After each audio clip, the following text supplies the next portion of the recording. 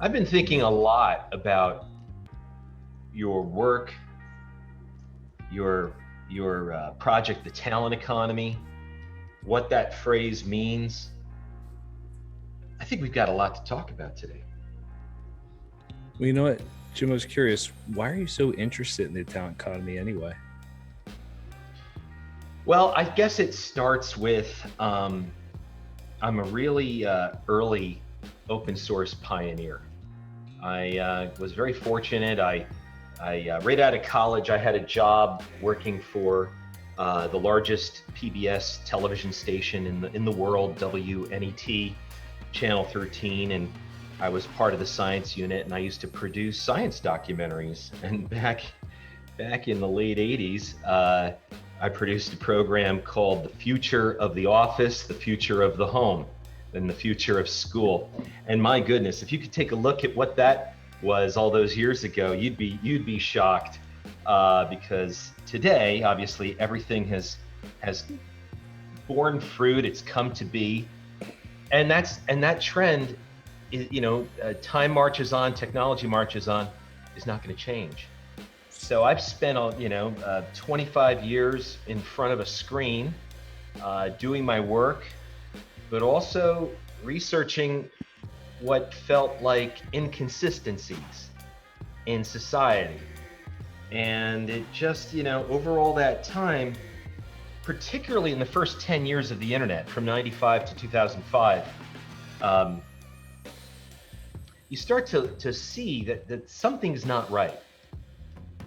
Things are just not quite jiving logically. And then, pretty much by 2005, information on the internet accurate information started to get a little scarce. And now, right, we've got cell phones, laptops, and other devices. And, Google is very proud to admit that different results appear on different devices. Different results appear depending on your location or your sex or your background. Now, we're in the software industry, we're in the technology industry. Those are called bugs. I mean, there's no point in having any user testing if the result is not predictable. And if you perform the same experiment a second and third time, and it's supposed to come out the same, this is not the case. But in those first 10 years, most of the information that was out there, and perhaps, Joe, you were familiar with this too. I know a lot of people that have been involved since the early 90s. What you found in the 1990s period, particularly, is that the information that was out there was PhDs who had posted their thesis, subject matter experts who either occupationally or as a hobby were very deep in their knowledge and research of something and could provide citations for things that you could then look up. And that really has changed. Today I've heard people say, "Oh, did you hear about this?" And I'd say, "No, what's your source?" "Oh, well, Facebook." And then I'd say, "Well, what's the source on Facebook, or who posted it, so that I can at least check them out and kind of take a quick look at their background, or any way to validate the authenticity of a statement." And people don't know.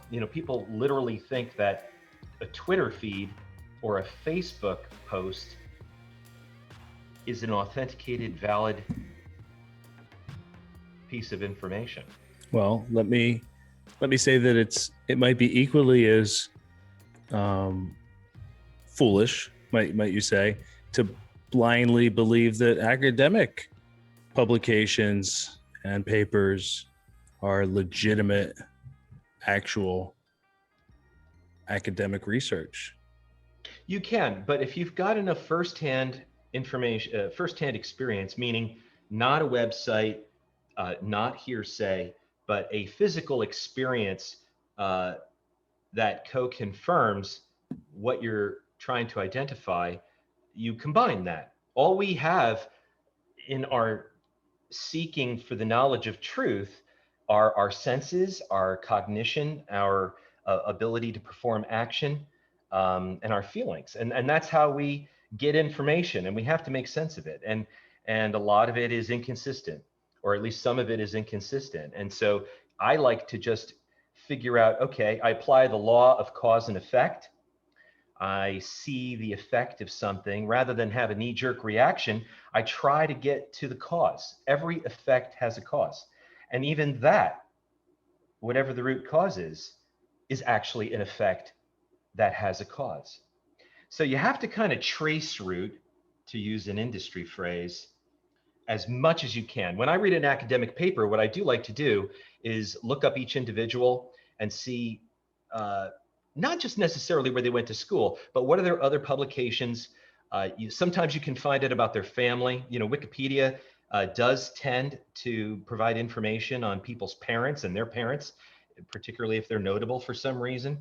And then you start to compare that to your firsthand experience, or if you compare it to other trusted advisors, people that trusted sources, whether they're friends or others that you've really confirmed after a long period of time that they're telling you accurate or truthful information. That's really what happens. And I guess that's the bottom line, is that people just are not making the time. But in the 90s and the 2000s, well, like I said, every single day I was spending my 8 to 6 p.m. Doing my work, and I was in front of a screen, and you can accomplish a lot during those 40 hours of a week. Let me tell you. Jim, let me tell you though, this physical experience, that's not what you were doing behind the screen totally. That's a different experience. Right. I'm just was listing all of the ways I believe humans can. So yeah. So I know I got you. So there's this says, listen, what I'm hearing is we have the talent economy in the background, right? What is the talent economy? We'll define that. Talk about that. We'll talk about it. But we get you into crowdsourcing, right? That's immediately where you went. You started talking about open source pioneership. I don't know if that's a word, probably not.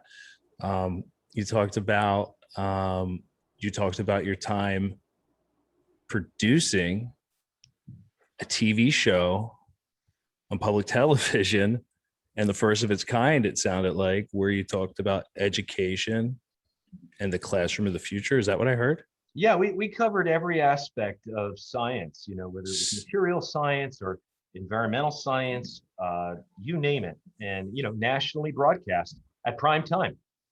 Then we go into this physical experience, right? And we start talking about the physical experience. I bring up the internet versus your academic publications. And I don't know if you ever heard, there's people that have spoofed academia and wrote total BS peer-reviewed publications and had them published, and they were completely bunk, right? Just jokes, mockeries.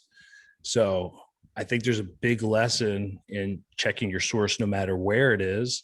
A lot of the times you can keep it nestled in the back of your head as a rule of thumb: question authority no matter where it comes from, right? Whether it's academia or Twitter, whether it's home or the office, whether it's XYZ, right? Then we have back into the digital. So now we're coming full circle.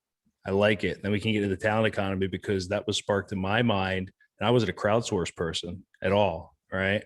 But I was starting to think like crowdsource from the outside with a very, clean, virginal mind. So I kind of came up with a lot of this concept from the outside. And as I got inside of more from the crypto side of community building, still than traditional crowdsourcing, but still much the same, that's how I started getting into the talent economy and conceiving it. Let me tell you where I think I'd like to hear your analysis, your description of what the talent economy is, but give me a few minutes to tell you what I think about that and why I think it's so important. And that's how I began.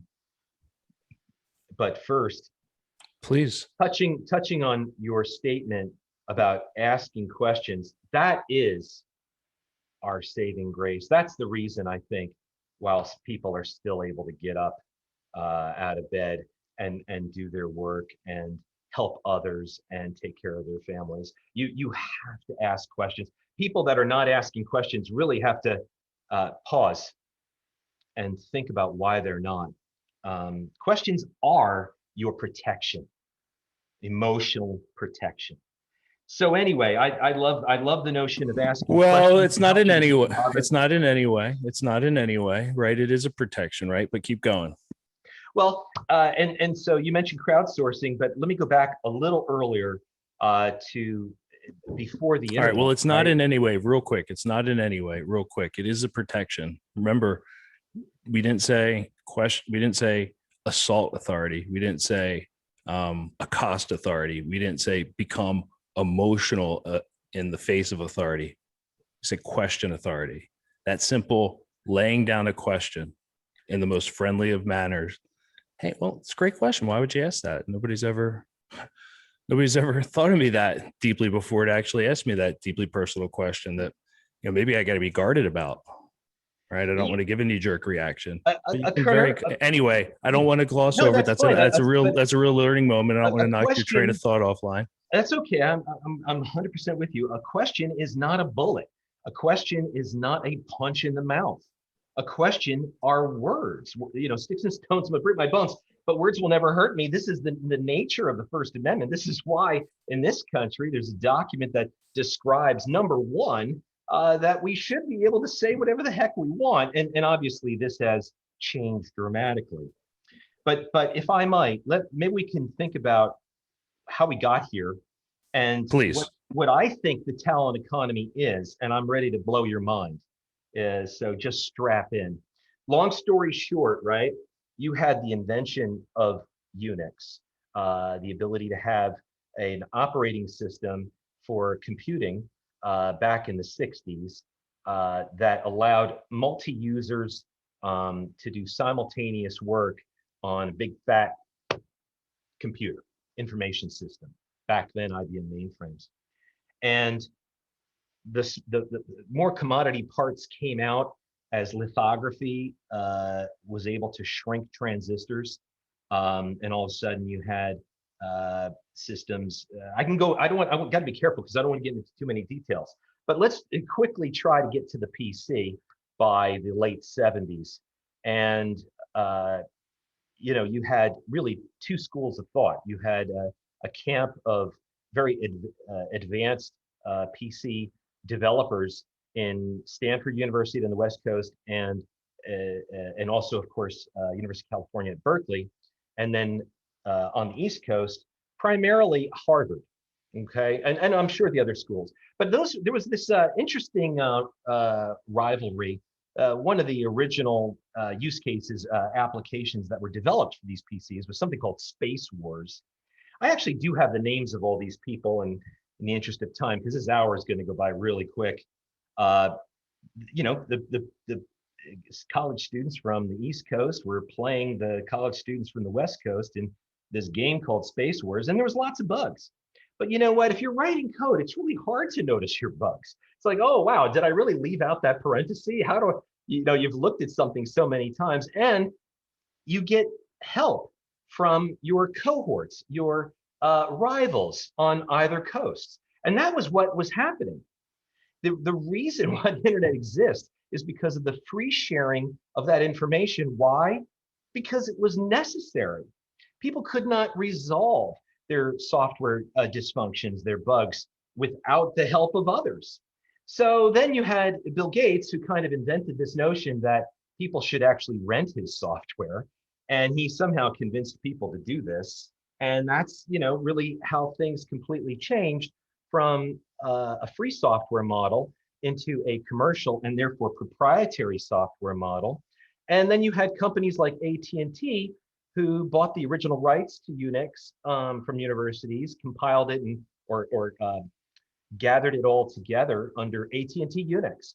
And the problem there is that all of the software engineers that were working for AT&T that learned how to use this very powerful operating system would, if they left the company and worked somewhere else, some of them were arrested. People were literally getting fined by the police for stealing intellectual property. So you really. Are you talking about? Can you talk about? Are you talking about Bell Labs here? I am talking about Bell Labs. Let's give a little aside on that, just for context for everybody. You and I take for granted. Right, I know more anecdotally than you do, but just to 90 to, I don't know if you can even accomplish Yeah. that, but Well, 2 minute like aside. you had a number of monopolies in the telecommunications industry. It was Bell Telephone, which came directly from Graham, what's his name, Bell, who invented the telephone.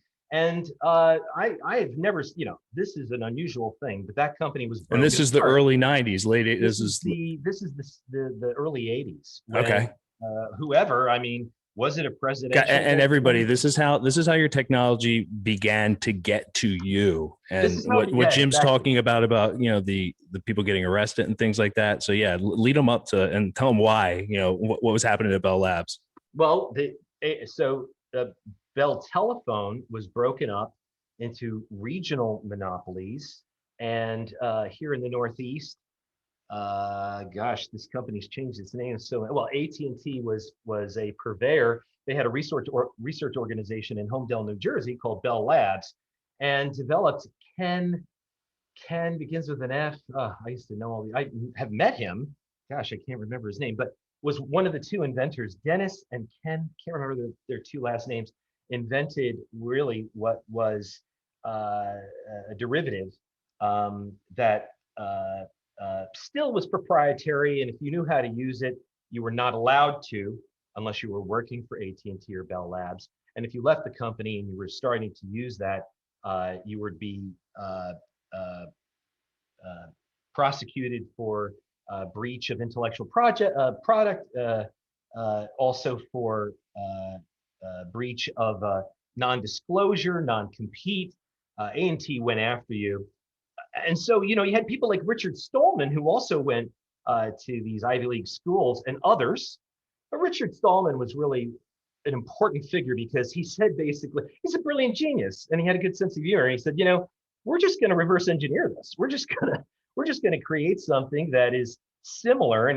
But he knew that an operating system could not be achieved unless there were tools, software development programs, applications that would allow you to build something as complex as an operating system. An operating system is the layer of software that allows the metal, the physical silicon, to talk to and cause the functionality of a software application. So you've got this interesting layer of code, and this is what we do over here at SUSE, right? They've got a profound layer of operating system called SUSE Linux Enterprise, and that talks to the metal underneath, and it talks to the software applications above, and all of a sudden you can use a PC. And but back then, these tools had been built. They were called the GNU tools, and GNU, which was a backronym for. Wow, I really sent you into Geekville. I didn't mean to send you this far down Geekville. You know what? This is everybody. Bell Labs. Listen, Bell Labs was a place where people were going to cook up the internet, as Jim's saying, right? And there was wars going on. And here's a platform war with software. Look at Jim's going into Linux and open world, right? You'll never see anybody running a Windows machine get that, become, get that nuanced, right? Because it's really software in their hands, make money, next version. So the open community is important. Bell Labs was part of bringing it to, but it was also part of bringing it to an end. And it struggled over the aughts and even recently to really remain relevant.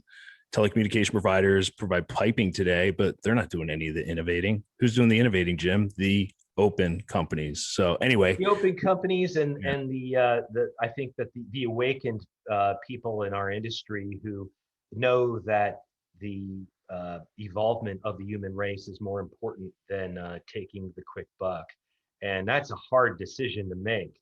But if you're young and you're not yet married and you don't have dependents, you don't have to pay a mortgage, you don't have to pay, all of a sudden those things become very attractive, and it also fills the soul. Our souls are hungry. And when you do something on that level of altruism, you feel great. And so, long story short here, I keep saying, but the tools enabled people like Linus Torvalds in 1991 to create a little project called Linux that was the very, very beginning, the burgeoning of a new operating system that was very superior to Windows and free, meaning it did everything. It was Unix-like. It was able to do corporate level sustainable, multi-user, mission critical electronic work. And so this is in the early 90s, and it'll attracted a lot of software developers around the world who wanted to get on the bus, who did not want to get arrested, who wanted to do this as their career. And Linux Torvalds and people like Richard Stallman and a host of other people were responsible for creating open source software, which was the recapturing of the behavior of sharing your code so that you could get the quality enhanced and you could fix the problems in it. And so by the early 90s, by 94, 95, you had not only this software that was open source and really started to work well, we had a behavior, a dynamic around the world where people were using email, because that was really all that was available at the time, that there were no graphics, to be encouraged and motivated, and it was mutually beneficial to work together, to cooperate, and not to get necessarily paid, because the output of human capital working in a cooperative way is significantly larger than financial capital. Not that this has really been articulated much, but we all know that teams create synergy. Teams create more output than there is the sum of the independent parts. So this was pretty cool. I was involved in that. I was in San Francisco. I gave up the TV job to move to the heartbeat of what was the original areas of the internet, and not necessarily Silicon Valley. A lot of this was taking place in the Soho neighborhood, south of Market, in San Francisco, and I was just surrounded by these kinds of people. And I learned a ton. I learned a ton about what it meant and what could be accomplished. And then all of a sudden, we had this notion of something called open source. And being a salesperson, tried and true, even when I was producing documentaries, I was pitching sponsors all the time to fund these documentaries. And I was considered one of the original Linux suits. I was from New York. I created the New York Linux User Group. It was the second largest in the country. And I created a social event so that people after the meeting would go to the bar and we'd have drinks and talk shop and make friends. And from my perspective— Is that still going on today, that Linux users group in New York? The Nylog, yeah, nylug.org is still going, but I had to depart, and an army of volunteers took it over. There's now more than half a dozen of these things. They're called meetups now, of course. Of course. And the Silicon Valley ones are still going strong. Nylog is not what it used to be. We used to have 5,000 people or more on the mailing list from around the world, but that's not important. What it was is that, let's face it, software developers have a stereotype. They're called geeks. They're called nerds. The reason is, maybe their eyesight is poor. Maybe they've got pens in their pocket. But you know what? They're shy. They're not antisocial. They just are lonely. You're sitting in front of your computer. You don't necessarily have the social skills. So I wanted to create an event that would cause people to come out, to learn stuff. I was working for VA Linux, which was the big competitor to Red Hat at the time. And they had the largest IPO in the history of all markets. The opening price was $30 and it closed at 320 on December. I know I'm talking fast, Joe, but for those who are not keeping up, just rewind.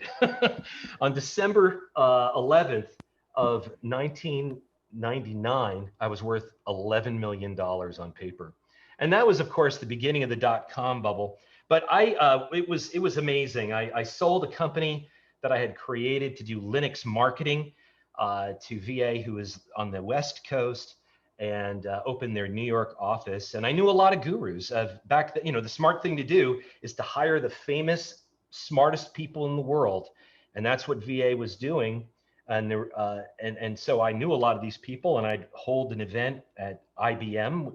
IBM wisely gave me the 12th floor every third Wednesday of the month. And I had, I'm not going to remember all these. Ted Cho, who wrote Kerberos, was one of the USB device driver developers.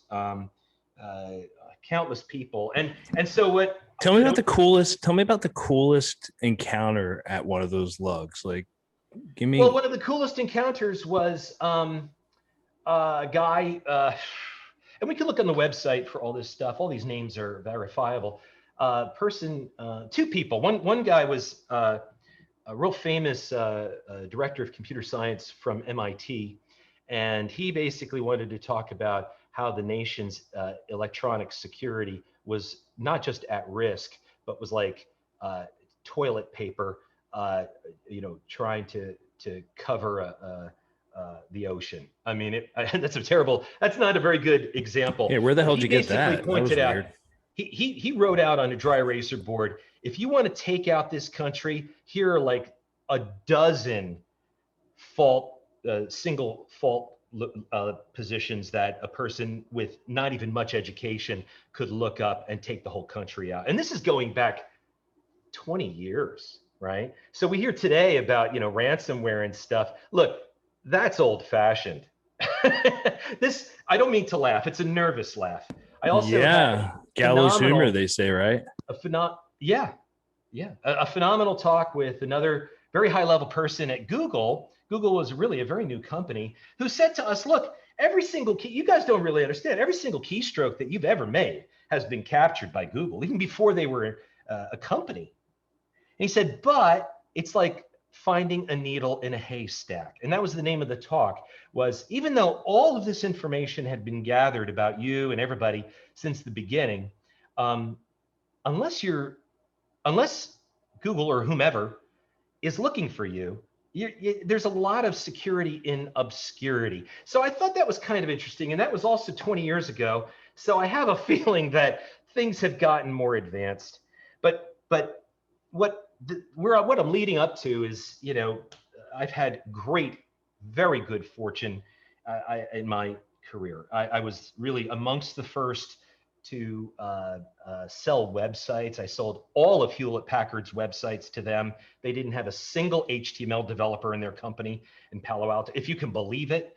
I sold the original websites to Charles Schwab and Wells Fargo. And funny story is that the head of worldwide advertising for Visa told me she had no idea what to do with something called visa.com.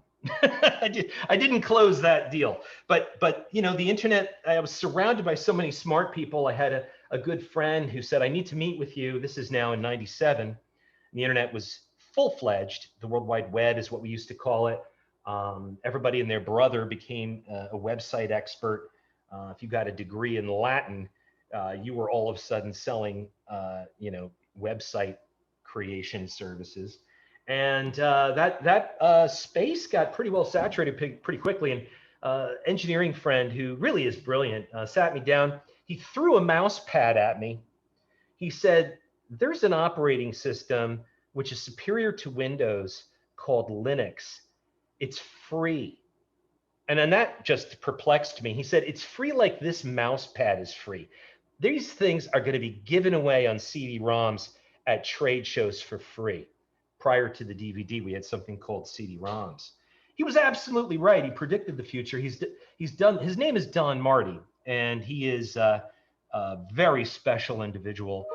He predicted virtualization for x86. I made sure that I met Diane Green, the original founder of VMware, and made sure that I was doing a lot of promotion and getting my clients involved in that. At this point, I was working for IBM because the .com crash wiped out all of my security. So I was back to square one, and rolling out x86, Intel-based, AMD-based virtualization from the beginning. I was one of the earliest salespeople, really, because that's what I do, at least in New York, to sell cloud. And back then, Amazon was the only cloud, and nobody used it because nobody thought it could ever be secure. I mean, let's face it, you've got your stuff residing on the same computer as somebody else's stuff. Well, wouldn't you have a nefarious interest in trying to intercept all that competitive information? Go ahead, Joey. So let's go back to your documentary. You talked about, you did some work about technology in the home. Did you I think you even said something about forward looking, right? Introducing people to what it'll look like in the future. Yeah. Give us an idea on where we're at compared to what you were presenting. Sure. Back then, the catchphrase was called the smart home or the smart house. And in there, you could have your thermostats go on at a particular time from, so that you could preserve energy. A little bit different from a thermostat, the kind of thing that you might be able to uh, use something similar to a TV remote. It wasn't wireless back then, but the notion of using radio waves to do that was a big thing. But in theory, there were, the fantasy was to have robots that would do your cleaning or your vacuuming. Of course, we have all this stuff today. And what we learned is that if you hardwire all of these advantages in your house, they all become obsolete in 5 years and you've got to rip it all out. So the idea is not to actually create a smart house, but to create smart devices and put them in your house. Yes. So this took 10 years to figure out, right? But let me, I know that I'm talking about myself, but I want to provide a little bit of credibility for the upshot of what I have to say about the talent economy. So I appreciate you letting me kind of run with the ball. I'm curious because, no, run with the ball. The reason I asked about that is I think it's curious. That's interesting that you were doing these documentaries for PBS, because I was just thinking the other day how, PBS was a primary outlet, like for consuming anything. Your exposure to the world existed before the internet, and even after. You had PBS and a few other channels over the air, and Marty Stauffer and the Wild America was a huge part of people across the country. We all shared that, right? It was a pretty big thing. So you say you worked for public television and did the documentary, even though it was regionalized. I think it's pretty darn cool. I'm interested in what you were thinking about then and how it matches up to where we were today. We don't have to dive into it now, Jim. That's pretty cool. Yeah. That's pretty back cool. Then, that's pretty cool. I'm honestly, I'm really showing my age, but I'm going to talk about the future in a minute and why I think I have a pretty good sense from my experience of what could be happening next. The back then, meaning in the 70s and in the early 80s, cable television did not yet, before 1978, cable television, or rather specifically HBO, did not exist. And there were 9 channels on VHF, meaning very high frequency radio waves. And, living near New York City, we had a lot of channels. We had 9 channels. That 9th channel was 13, and it was the only venue for documentaries, period. And so once we had cable TV, there was the History Channel, and ESPN popped out, but there was a lot of new things that vehicles that allowed the broadcast or the cable cast of science and history and all manner of documentaries. But I've always been pursuing knowledge. I mean, I devour knowledge. That's for me where I get my If you asked me when I was 7, if you asked me what my favorite TV show was, I would have said documentaries because of PBS. Yeah. Today PBS doesn't have the best reputation, and I can see why. They're coming around. They're actually figuring out how to do smart television streaming programming, and they'll do well. They'll always stick around. They're also doing commercials. I guess that's been going on now for about 15 years. In addition to donations. So Did you ever meet Marty Stauffer, by the way? Sorry? Did you ever meet Marty Stauffer? No. From Wild America, the PBS guy? No. That was, yeah. He was English, right? I think a lot of that came out of the BBC. Okay. Yeah, a lot of that came out of the BBC, and then PBS had right. And they still today have a lot of exclusive rights to broadcast English-speaking stuff from the UK. That Bob Vila and Mr. Rogers were a big part of my childhood. Yep, this old house. He had a good sense of humor as well. That was one of the earliest how to fix it type programs. Yeah, there was a number of staples. There was great performances. There was nature. Nature was awesome. You were constantly watching, wildlife, particularly. Right, I forgot about really that. Fun. Yeah. Wild Kingdom was the precursor to that. Yes. There were a couple of what's some of the other real landmark programs. There's a ton of them. You know more than I do. I was. Yeah. Anyway.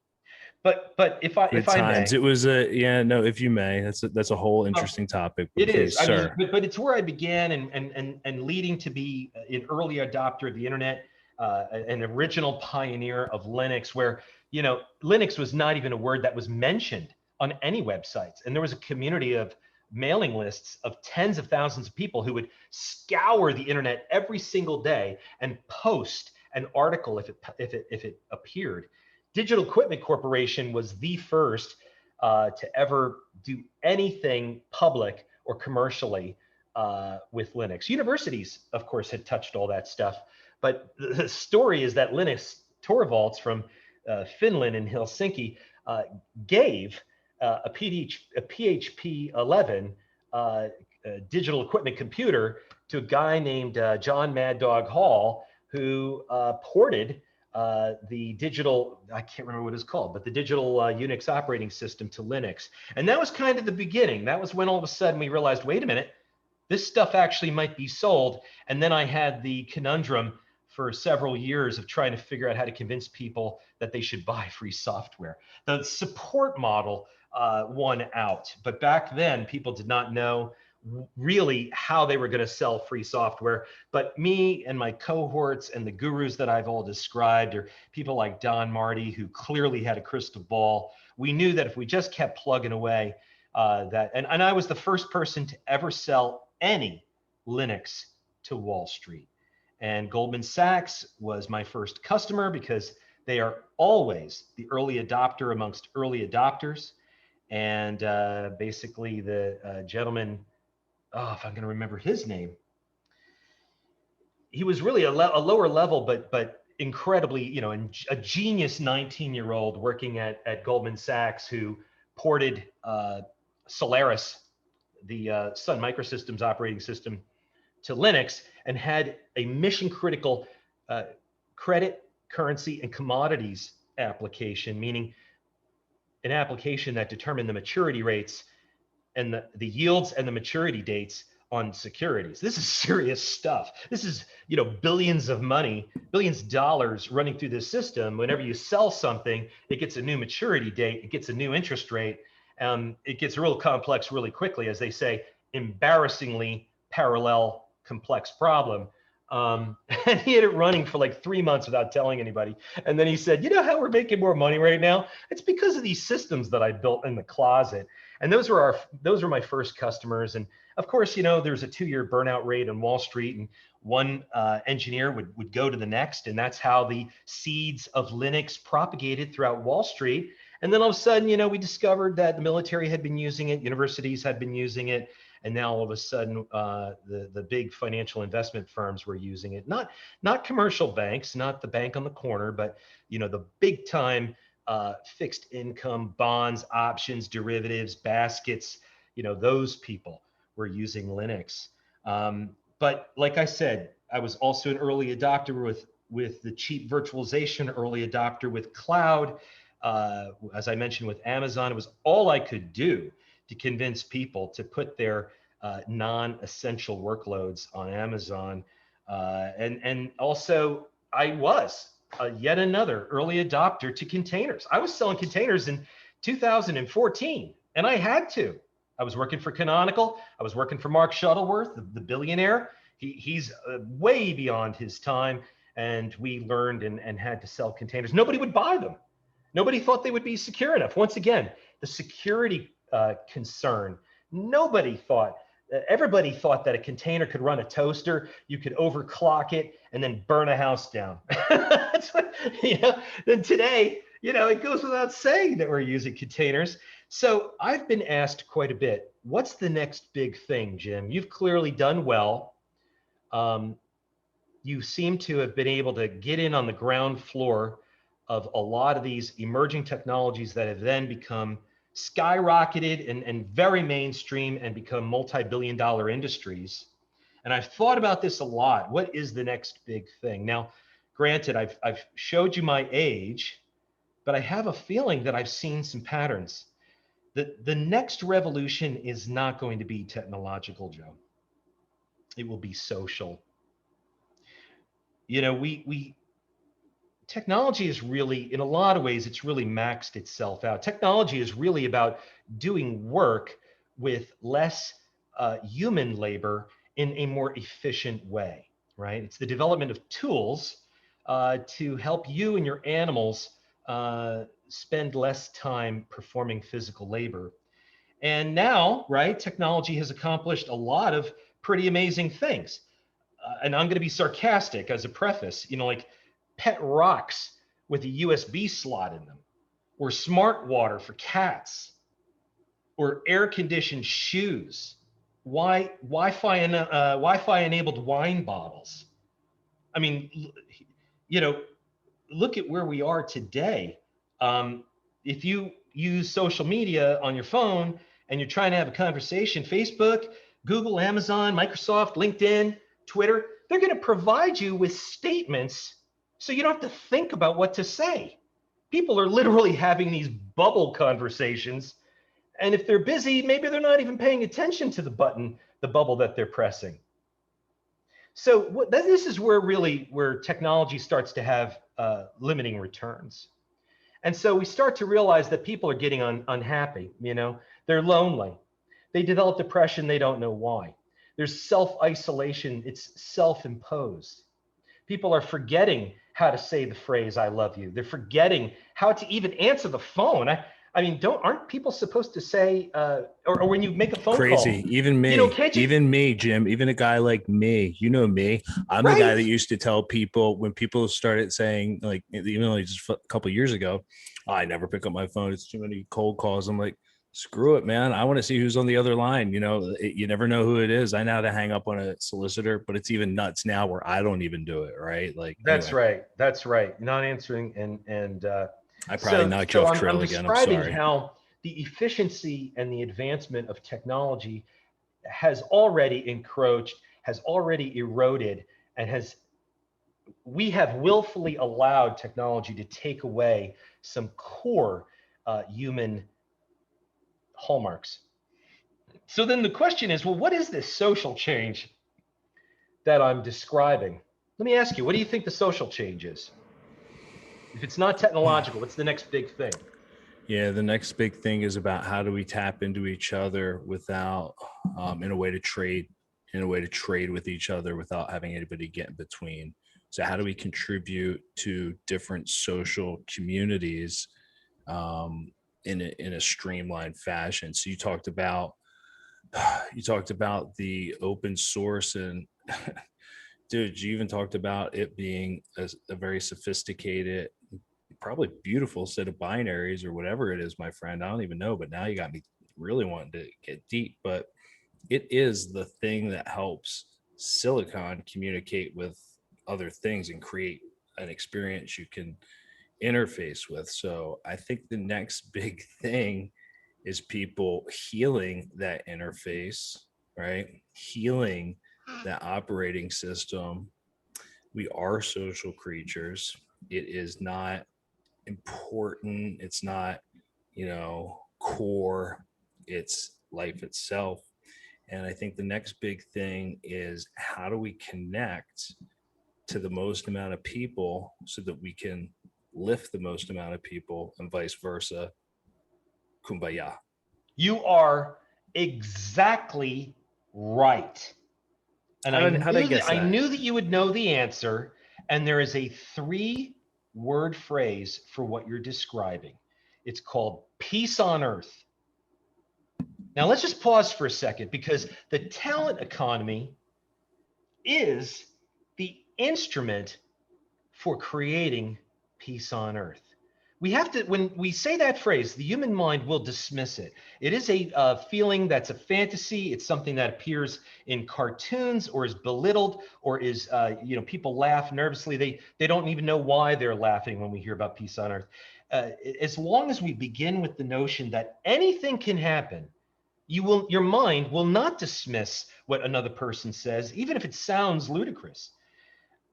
Peace on earth and the ability to fabricate a talent economy from what we have today, a competitive economy, that's the next big thing. I don't think people are going to get rich, but people are going to get happier than they've ever been.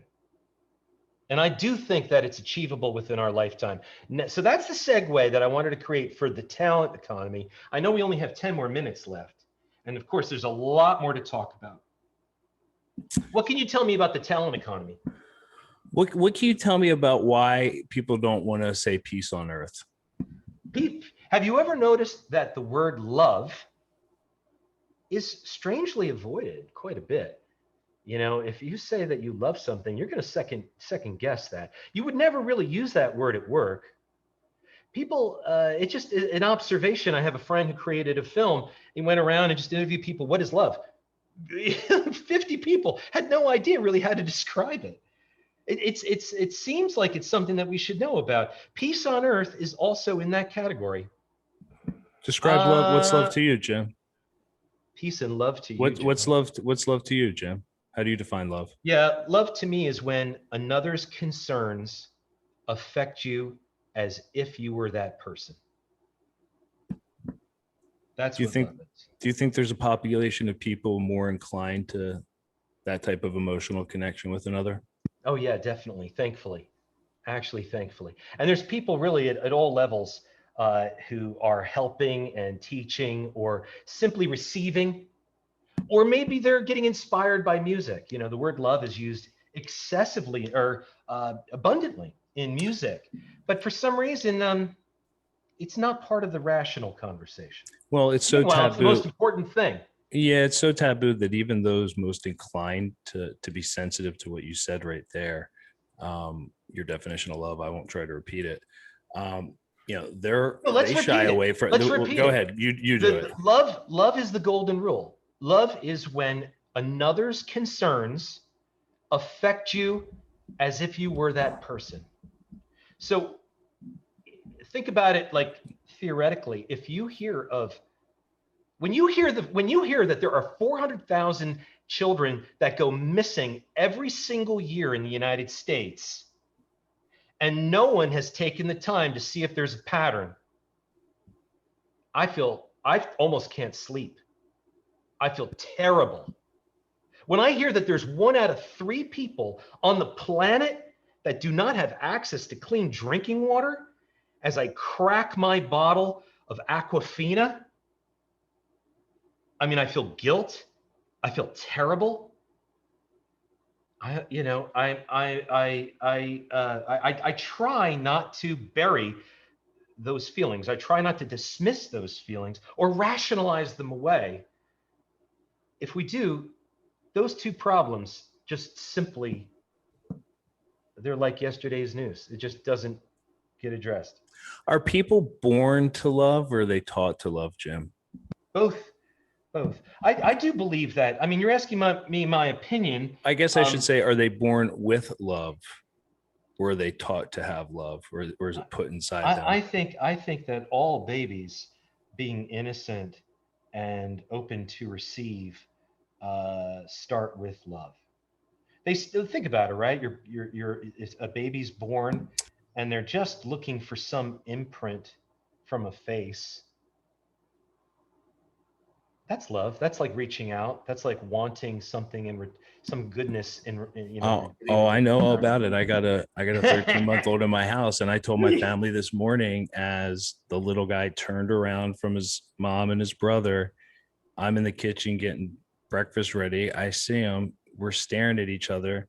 The biggest grin you've ever seen. The most natural, pure delight. Waddling over at me, boom, bada, boom, bada, boom. I said, family, take it in. There you go. Oh, guys, yeah, right. Listen, you know, it's interesting. Yeah.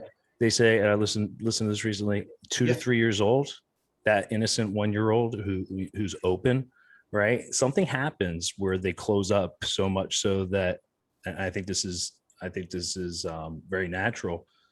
They close up, right? I think it's the emergence of the ego or the id or whatever it is. They really close up. They become extremely violent, right? They're you are your most violent. You are basically, you turn into your most base at about 2, and then you're nurtured out of it, right? Then you're basically tamed. Jordan Peterson talked about this on a podcast. I don't want to try to pretend that I can articulate the exact message, but it was to the effect of, you go through this period where you are instinctually probably not very loving, right? But I think it's very fair that you cannot be an infant and not be open and loving. Openness is love, right? You can't have fear and you can't have fear and openness. But anyway, I don't want to digress too much. That's critical. The opposite of love is fear. Absolutely. That's the cause of the cause of the cause. If there's not peace on earth, you have to go back like a gazillion causes, and then you'll discover that it's really about fear. So yeah, I want to get back on track here and I'll help it. So sure. Yeah, I think it's a good point that you start out open with love, and who knows, right? So let me ask you one more question about love. Yeah. How do we teach somebody to love? Take a look at teachingempathy.com or the School of Belonging. Okay.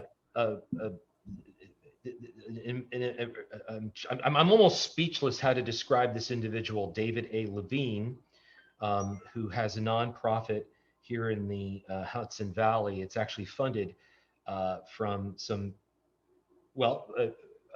individuals that are on the top 10 wealthiest people in the world. He teaches empathy. And if you went through his coursework, he teaches teachers. He's primarily been an educator and an author, a filmmaker, and is hired often from schools to spend time with students, whether it's kindergarten through high school, to hold workshops, to kind of get back to basics, to teach empathy. And, it is something that can be learned, and it's necessary.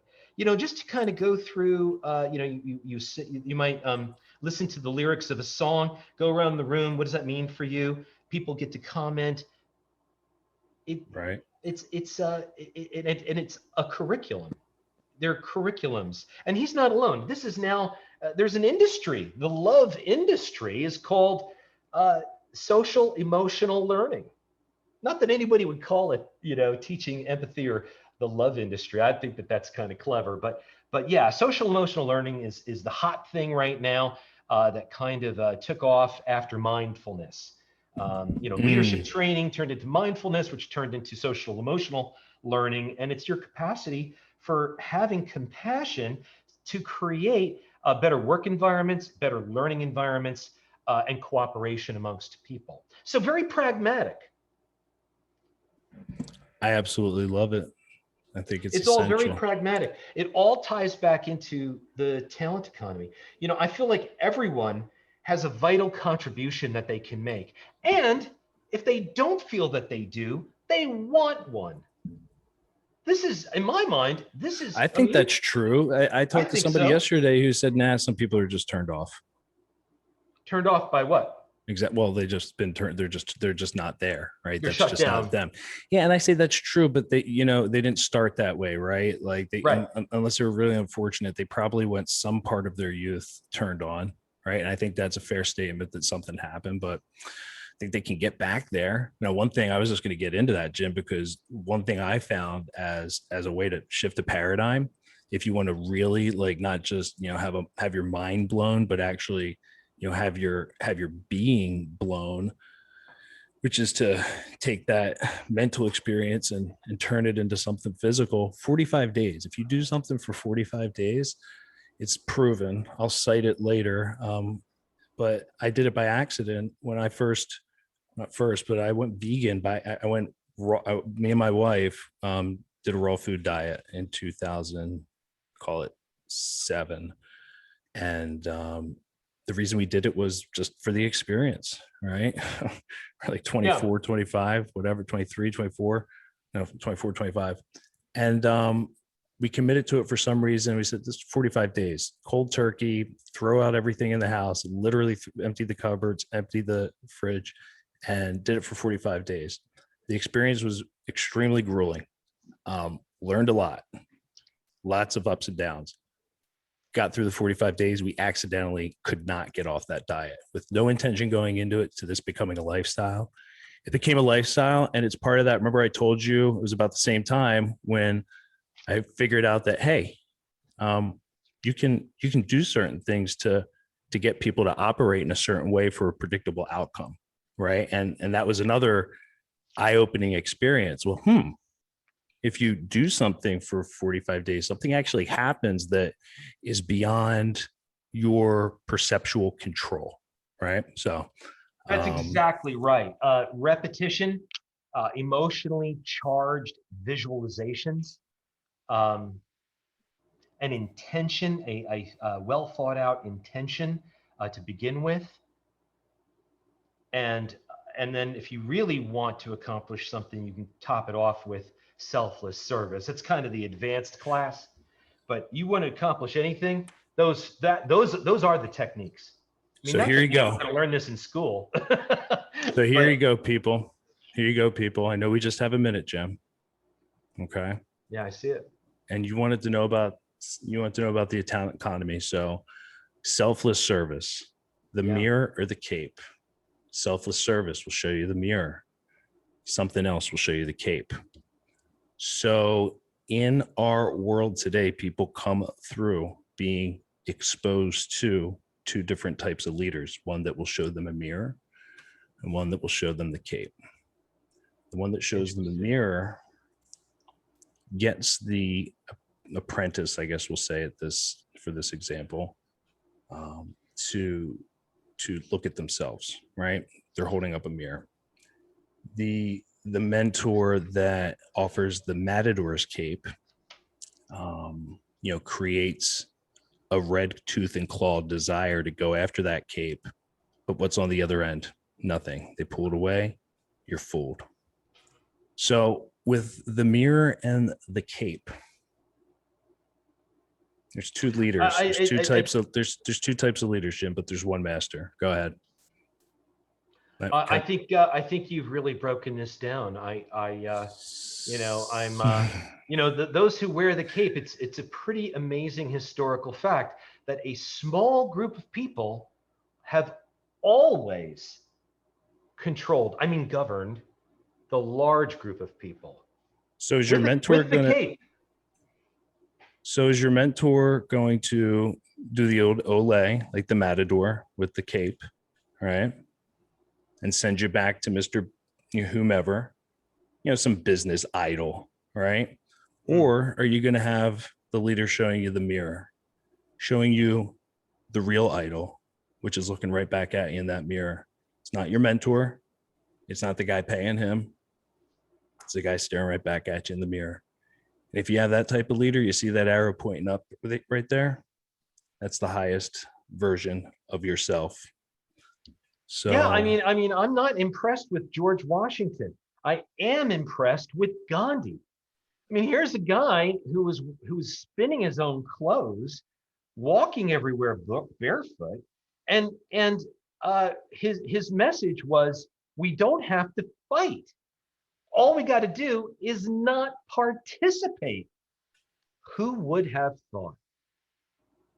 Landmark. Using the mirror. It's true. It's proven.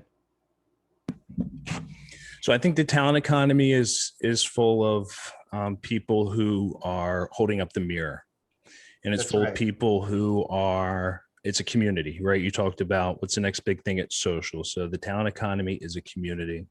It's a community of leaders that know this metaphor well, and they know that they're holding up mirrors, and they can tell you why, and they want to hold up mirrors for other people, and they'll do that by sharing their talents and being a mentor in that way. It's for people to create. It's for people to create. Yeah, so you create. It's not just to be a mentor, but to create as well, right? To be a part of a community and do things. And hopefully, if we did it for 45 days, instead of practice, it might just become part of the status quo. I'll leave you with an interesting and quick example. We visited some friends this weekend, and we visited some friends up in Maine. Locally, we have friends who have anaconda and other really amazing chickens, and they produce these eggs which have these bright orange yolks, and they taste unlike any egg you've ever had here in the United States. So we brought them up, a couple dozen eggs from our friends. And they had a humongous raspberry bush growing in the front of their yard. And I love raspberries. It's one of my favorite fruits. And they were like, yeah, come on out here. We picked a bunch, and we gave them the eggs when we arrived, but we did the raspberries like on the last day. And there was no connection between these two things. We also gave them a bottle of limoncello that we had received from a different friend. And they gave us a gift that they had received from a different friend. Now, how do we keep track of all this money using barter? Guess what? It's not barter. It's just giving because you know you've got something special. And if you've got a talent and you think that it's special, guess what? There is an enormous number of people who would love to learn from you. And if that's all we did all day, well, we wouldn't just have Saturdays and Sundays off. Let's leave it there. We can get a little bit deeper. Yeah, man. We can get a little bit deeper. There's some mechanics there I'd like to go through that I've been talking about, bounce some off a pioneer like yourself and in open source and crowdsourcing and all that good stuff. I brought some people over to Geneva, so this is working. You know, some social great. proof. I got to do some my social proof. I asked a lot of people to come, Jim, and finally somebody checked it out and their jaw dropped. And now there's a 17-person community that's on fire, doing things that they were never able to do in a Facebook group. Like you, I have a meeting, but I have to go, and it's been an hour, but what's the name of the community that you are running on Geneva? It is of a couple. I'll tell you, the one's called the Talent Economy. I'll send you the invite. I'll send you the invite. Not a surprise. And the thing is that, I could complain all day long about poverty and all the problems that we have on the earth. But what Gandhi really taught us is, just invest your time in the positive stuff, and the stuff that is irrelevant, that's obsolete, that's old fashioned, that's 1%, that is being governed by a ruling elite. It just starts to fall away like a scab. If you don't put in your attention to it by fighting it, and instead you put that time into something like Geneva and posting when you have cool ideas into the talent economy community, we can actually create independence for the 99% of us on this planet. It can be done. We have to begin with the notion that anything is possible, or else the mind dismisses it. So we have to stay on top of our thoughts and remember, just think about how many people there were in India that freed themselves through non-cooperation. Of course, today, you do that for a period of time and then you go back to cooperation. Non-cooperation sounds a lot like questioning authority. It sounds a lot like, yes, it is. It's questioning authority, particularly when your gut tells you that something's not right. It's like, why am I paying for bottled water? Can't I build a fire and take the salt out of the ocean water? Didn't Gandhi do this and build a 30-foot high pyramid of salt for no other reason other than to galvanize the support? All right, listen, I'm gonna have to re-listen to the end of this because there's probably about 7 things we laid down in the last 90 seconds that are topical that could stand on their own for an hour, and I think I want to capture them all. And I wouldn't mind going back and discussing the talent economy again, because we do deliver a lot of information, and not everybody's going to rewind, and it is a full hour. But where there's repetition and where there is emotionally charged visual imagery in your imagination about something that you feel is important, stuff gets done. Yeah, I think the next thing, Jim, is yes, absolutely. So absolutely. So let's keep doing it. I'm going to get you the link. I'm actually building a new community on Geneva because I redesigned the website. So I'm going to do a new Geneva community based on the website redesign, and it'll be slick. It'll be really nice. It's coming together. What started as very much digital exposure digital exposure, maximize digital exposure, comfortable with digital exposure. What really just started is those, I don't call them instincts, those inclinations, right? Those gut feelings has blossomed into this. So anyway, yeah, right. we're gonna match up Geneva with the new website, and it's going to be able to be a community now, rather than I think over the last 24 hours, Jim, it went from something that wanted to be a community to, as you said, right, just keep showing up, staying brave. What happens one day? The thing goes from directionless to having that community direction. So that's exactly right. That's exactly right. And think about how much more fulfilled and how much better sleep and how much more we would laugh and how much more we would love. And we wouldn't even be thinking about it. Well, and then that's the one thing. And that's the one thing we'll get into, because we got to talk about this. We got to talk about the town economy, but a really good topic to talk about. I don't know if you heard my last podcast with Anthony Migliorino about peaceful fathers and just kind of mindfulness and parenting, for lack of a better descriptor. Yeah, this whole how do we it's not along the lines of that conversation. So I don't want to parallel the two, other than that it's an important conversation, because you ask the question, how do we get out of our own way and just go, right? How do we not get caught up in the negative stuff, which always just detract us off the mirror, not the mirror, but the possibility from staring at the mirror long enough is the highest version of yourself, right? And all that negativity and stuff, it pulls you towards a cape. So anyway, yeah, that's a big conversation. I think there's a lot of things. Yeah, I think there's a lot of things you can do. Just habit, like habit is a real kind of, it's a real ingredient. It's a real tool that people have, and they've built new habits their whole life, a lot more when they were young. But if you can reinvigorate that muscle to kind of identify a habit and swap it out with a new, more productive habit, 45 days, start making magic, little habit transfers at a time. We will talk about actual magic next time. You will be totally shocked.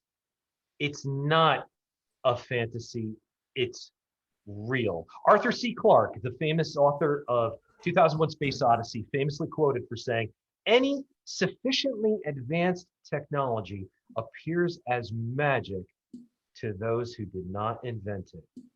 So stay tuned for next time. Wear a helmet, because your mind's going to get blown. Beep beep beep beep beep beep beep beep beep. We'll let it fade out. We'll let it fade out from there, Jim. That was really cool, dude.